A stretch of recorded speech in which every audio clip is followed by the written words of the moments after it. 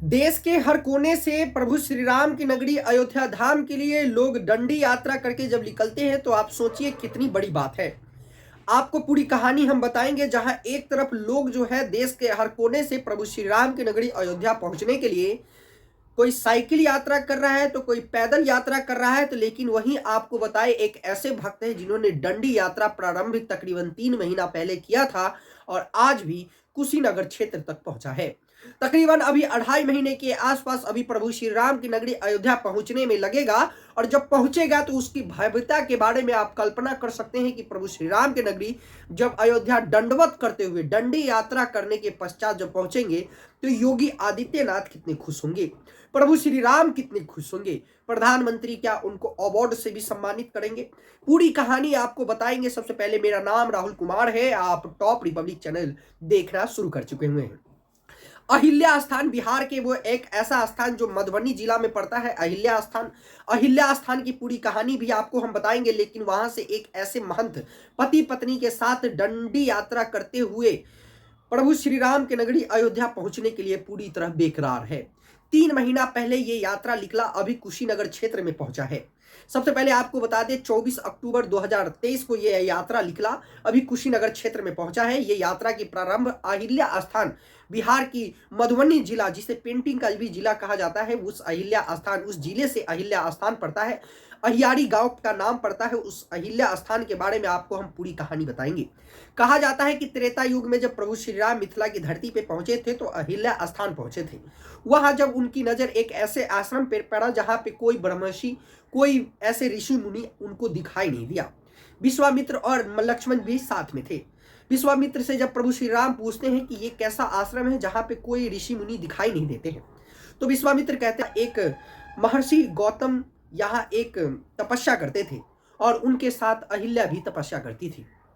लेकिन इंद्र की बुरी नजर अहिल्या पे पड़ी और महर्षि गौतम के अनुपस्थिति में गौतम के रूप धारण करके इंद्र उनके अहिल्या स्थान पे पहुंचते हैं और अहिल्या पर मोहित हो जाते हैं। उसके बाद अहिल्या पहचान जाती है और इंद्र से कहता है कि तुम अभी लौट जाओ। उसके बाद जब गौतम आश्रम लौटते वक्त जब उनकी नजर इंद्र पे पड़ती है तो क्रोधित हो जाते हैं।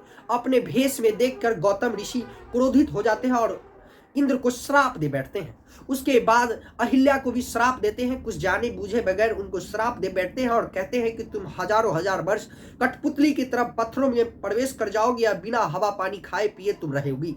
उसके बाद अहिल्या उनकी पूरी सच्चाई बताते हैं कि ये इंद्र था और आपके रूप में जैसे ही धारण करके आया तो मैंने इनको जाने के लिए कहा। उसके बाद गौतम का क्रोध शांत होता है और उनके उद्धार के लिए कहते हैं कि प्रभु श्री राम का जब पावन चरण यहाँ पड़ेगा, उसके बाद जब उनका नेत्र तुम पे पड़ेगा तो तुम्हारा उद्धार हो जाएगा।